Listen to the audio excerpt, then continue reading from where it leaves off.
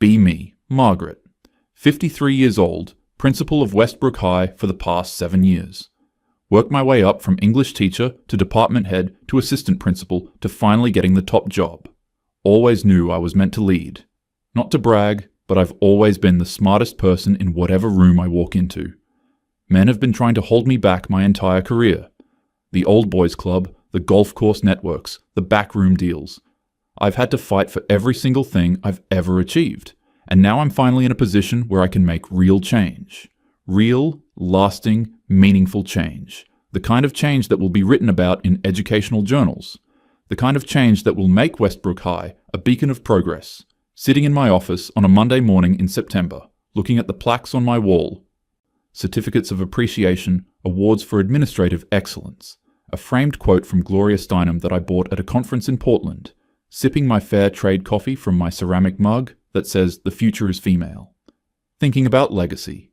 What will people remember about my time at Westbrook? What mark will I leave on this institution? Then it hits me. Bathrooms, the most basic, fundamental space in any building, and yet so utterly divided along arbitrary lines. Why do we separate students by gender for something as simple as using the toilet? It's archaic, and it's exclusionary.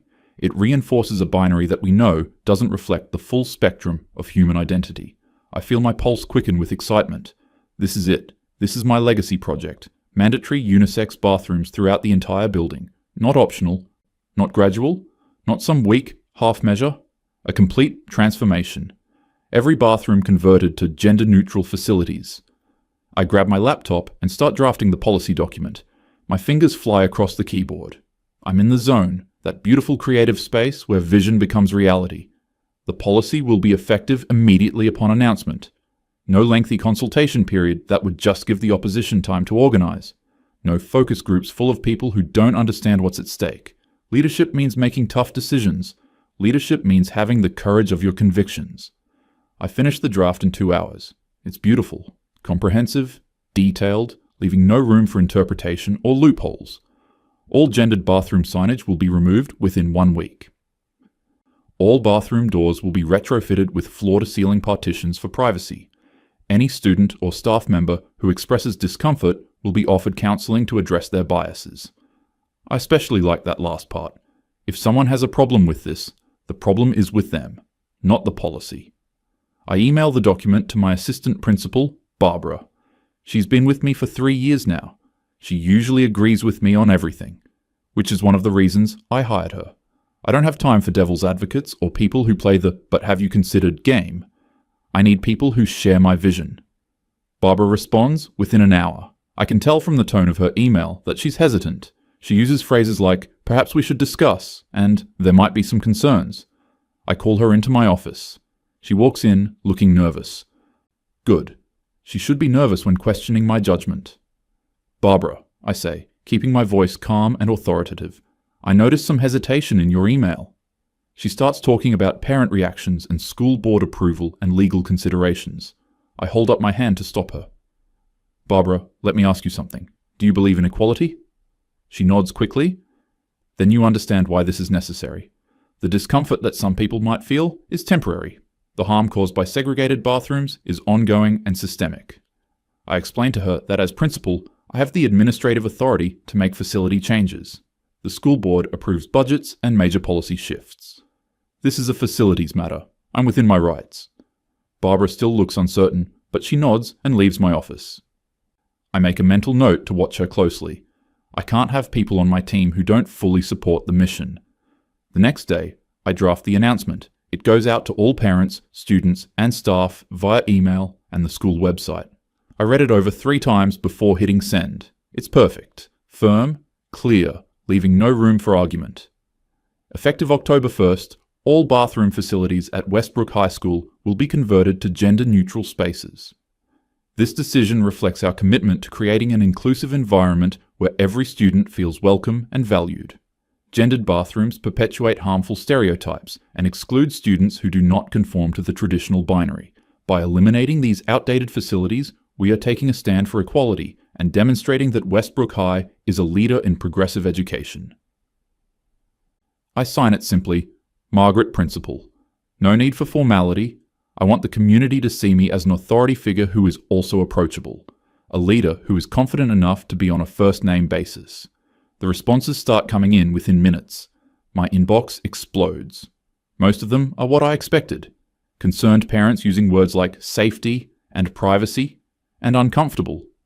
I skim through them without really reading. These people don't understand what they're fighting against.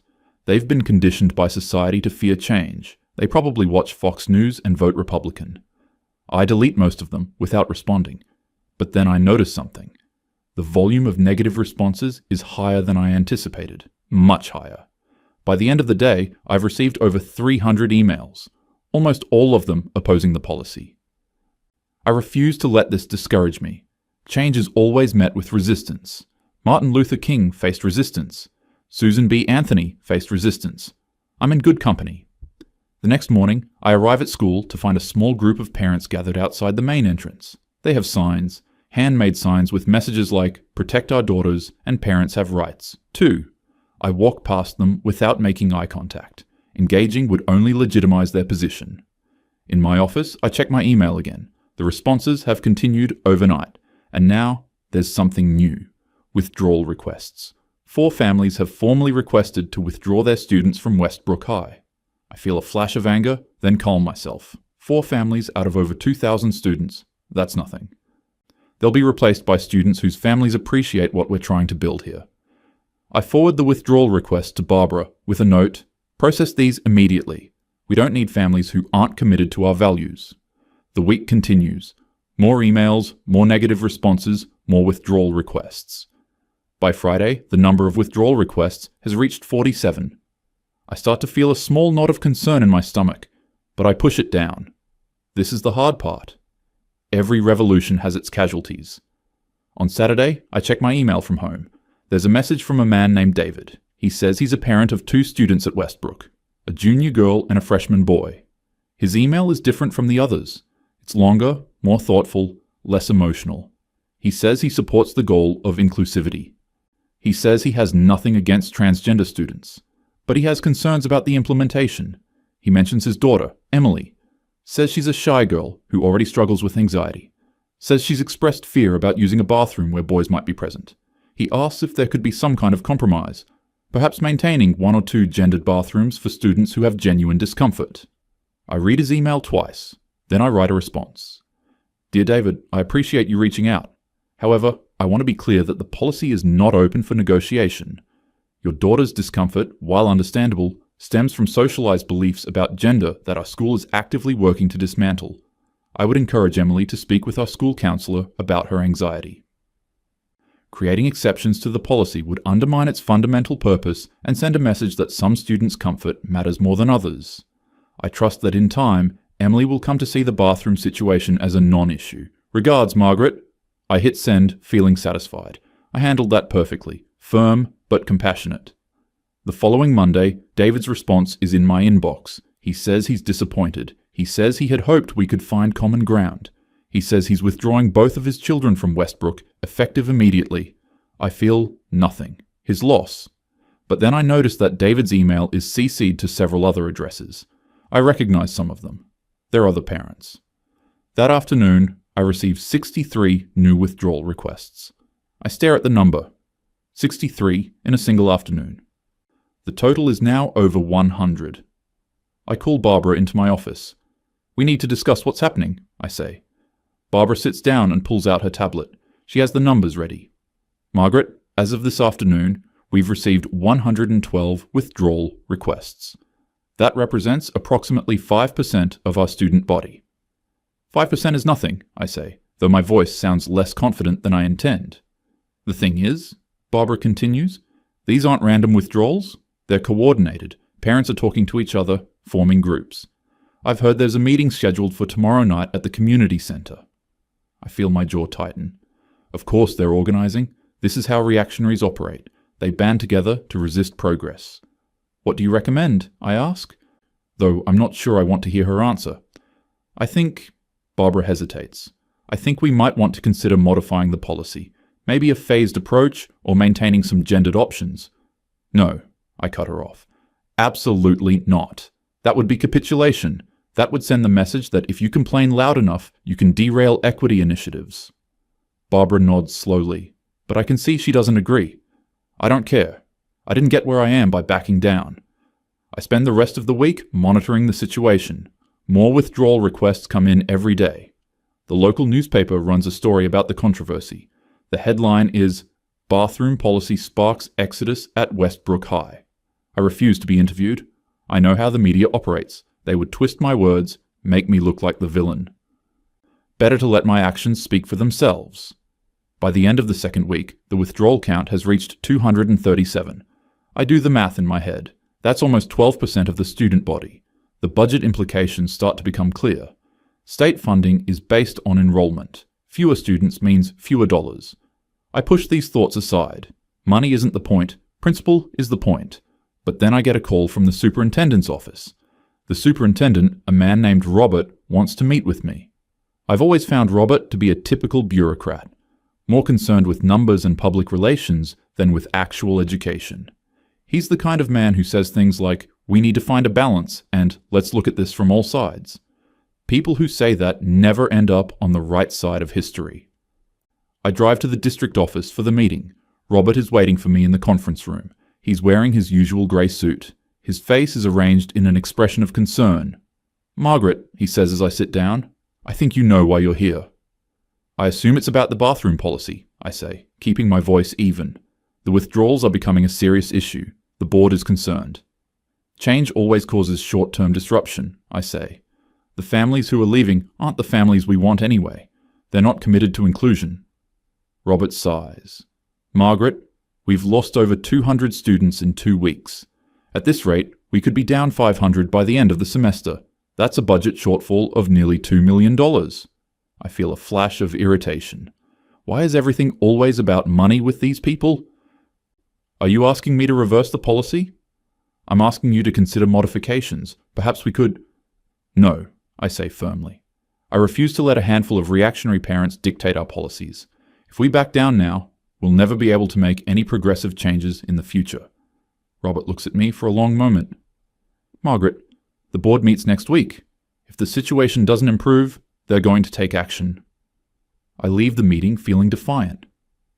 Let them take action. Let them try to stop progress. I'll fight them every step of the way. Back at school, I throw myself into work. I arrange for the bathroom conversions to accelerate. If people are going to fight me, I want the changes completed before they can stop me. The contractors start removing signage and installing new partitions. I watch them work with a sense of pride. This is happening. This is real. By the end of the week, all bathrooms on the first floor have been converted. I walk through them, inspecting the work. The partitions are high, the doors solid. There's no reason anyone should feel uncomfortable, but the withdrawal requests keep coming. 300, 350, 400. I stop checking my email. I can't stand to see the numbers climb. The parent meeting at the community center has grown into a weekly event. I hear they're getting bigger each time. I hear they've formed an official organization. They call themselves Parents for Privacy and Safety. I think about how clever they think they are, how they've wrapped their bigotry in language about protecting children. I refuse to engage with them. I refuse to give them legitimacy. Then, one Thursday afternoon, I get a visit from someone I don't expect. David appears in my office doorway. The man who emailed me about his daughter Emily. I didn't even know he was in the building. "Do you have a moment?" he asks. His voice is calm, almost friendly. I'm suspicious immediately. "How did you get past the front desk?" "I signed in as a visitor. I'm technically still listed as a parent in your system, even though I've withdrawn my kids." I consider calling security, but something makes me hesitate. Maybe curiosity, maybe the desire to understand my enemy. "Fine," I say. "You have 5 minutes." David sits down across from me. He's wearing a normal button-down shirt and khakis. He doesn't look like a conservative activist. He looks like a dad. "I wanted to talk to you directly," he says. "Without lawyers or school boards or community meetings." "Talk then. I've been thinking about your email, the one where you said Emily's discomfort was from socialized beliefs about gender." I nod. "Do you really believe that?" he asks. "Do you really believe that a teenage girl being nervous about sharing a bathroom with teenage boys is just conditioning?" "Of course it is," I say. "In societies without our hang-ups about bodies and gender, this wouldn't be an issue." David considers this. Maybe, he says, but we don't live in those societies. We live here now, where 16-year-old girls and 16-year-old boys have complicated feelings about bodies and privacy and vulnerability. Those feelings can be addressed through education and counseling. Sure, David says. Over time, across generations maybe. But Emily's 16 now. She doesn't get to wait for society to evolve. She has to use the bathroom now. I feel my patience wearing thin. What exactly is your point, David? My point is that you're so focused on the world you want to create that you've forgotten about the students living in the world that actually exists. You've made ideology more important than the actual human beings you're supposed to be educating. I start to respond, but he keeps talking. You know what the worst part is? I actually agreed with your goal. I think schools should be inclusive. I think transgender students deserve to feel welcome. But you've managed to turn a conversation about inclusion into a war about authority. You didn't consult parents. You didn't listen to concerns. You didn't try to find solutions that might work for everyone. You just demanded compliance and called anyone who disagreed a bigot. I never called anyone a bigot. You didn't have to. Your email made it plenty clear what you thought of me and Emily. We were just obstacles to your vision. Problems to be corrected through counseling. I stand up. I think this conversation is over. David doesn't move. One more thing, he says. Did you know that I'm a property attorney? What does that have to do with anything? It has to do with the fact that your bathroom policy may have violated the terms of the school's construction bond from 2018. The bond was issued with specific facility specifications. Making substantial changes without board approval could constitute a breach. I feel something cold in my stomach. That's not possible. I've been looking into it. The community group hired me to investigate. I found some interesting things. The contractor you hired for the conversions? They weren't on the approved vendor list. The work wasn't submitted for building permit approval, and the changes themselves may violate accessibility requirements under the ADA because you reduced the total number of fixtures. I sit back down slowly. You're bluffing. Maybe, David says. Or maybe I'm about to present my findings to the school board at their meeting next Tuesday, along with a formal complaint to the State Department of Education. My mind is racing. The construction bond, the approved vendor list. I didn't check any of that. I was so focused on moving quickly that I didn't... What do you want? I ask. David stands up. Nothing you're willing to give. I just wanted to look you in the eye and tell you that you did this to yourself. You had a chance to bring people together, to find solutions that actually helped everyone. Instead, you decided you knew better than everyone else and that anyone who disagreed was just wrong. And now, you're going to face the consequences. He walks out of my office. I sit there for a long time, staring at the wall. The next few days are a blur. I try to verify what David told me. I spend hours going through contracts and documents. He's right about the vendor list. He's right about the permits. I don't know if he's right about the construction bond, but there's enough there to cause serious problems. I consider my options. I could try to get ahead of this. I could go to the board myself, explain what happened, propose fixes. But that would mean admitting I made mistakes. And I don't make mistakes. I made the right decision. I'm sure of it. The process might have been flawed, but the goal was righteous. That has to count for something. Tuesday arrives. The board meeting is standing room only. I've never seen so many people at a school board meeting. Most of them are wearing those stupid Parents for Privacy and Safety buttons. The board members look uncomfortable. They're not used to this kind of attention. Robert calls the meeting to order. The first hour is normal business. Budget reports, curriculum updates, recognition of student achievements. But everyone knows what's coming. Finally, Robert clears his throat.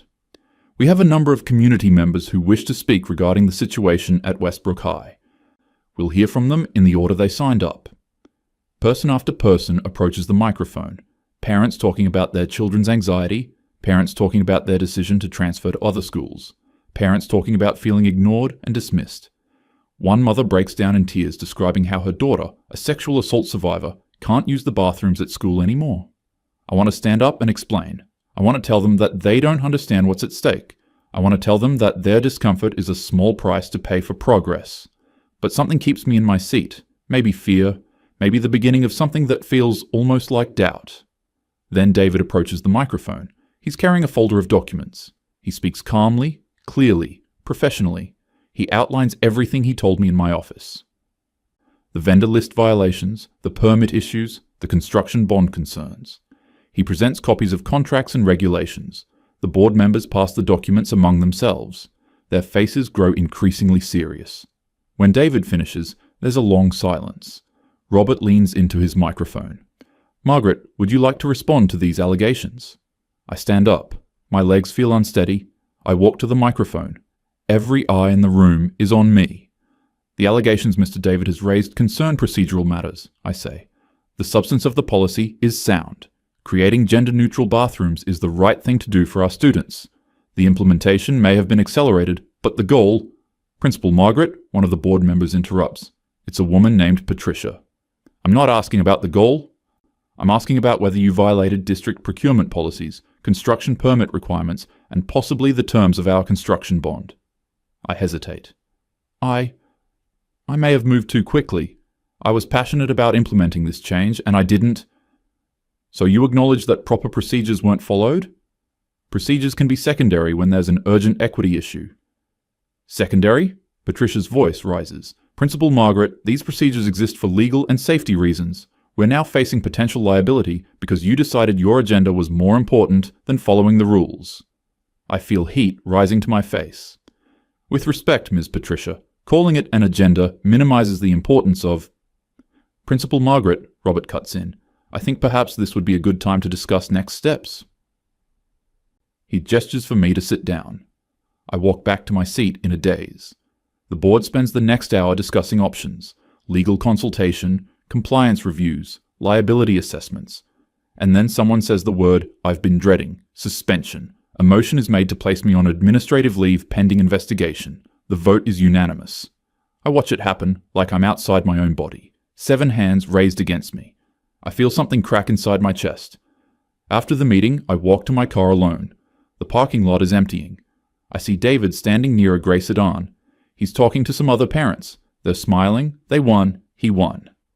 I drive home in silence. My house feels empty and cold. I pour myself a glass of wine and sit on the couch. I think about everything that happened. I think about the emails I didn't read. The concerns I dismissed. The people I called reactionary without ever really listening to them. I think about Emily, David's daughter, the shy girl with anxiety who couldn't use the bathroom. I remember my response to David's email, telling him her discomfort was just socialized beliefs. Was I right about that? Maybe in some abstract, theoretical sense. But Emily isn't an abstraction. She's a real girl who had real fears. And I told her father those fears didn't matter. I finish my wine and pour another glass. The next few weeks are brutal. The investigation finds exactly what David said it would. Procurement violations, permit issues, bond complications. The withdrawals continue. By Thanksgiving, Westbrook has lost over 500 students. The budget shortfall is catastrophic. Programs are being cut. Staff are being laid off. And it's my fault. All of it. Not because I wanted inclusive bathrooms, not because I cared about transgender students, but because I was so certain of my own righteousness that I stopped listening. Because I decided that anyone who disagreed with me was the enemy. Because I chose confrontation over conversation. Because I valued my ideology more than the actual people I was supposed to serve. The board terminates my employment in December. I don't fight it. I can't. The evidence against me is overwhelming. Not just the procedural violations, but the cascading disaster that followed. A once thriving school, now hemorrhaging students and money. A community divided and angry. A cause that I genuinely believed in, now tainted by association with my failures. I clean out my office on a Saturday when no one is around.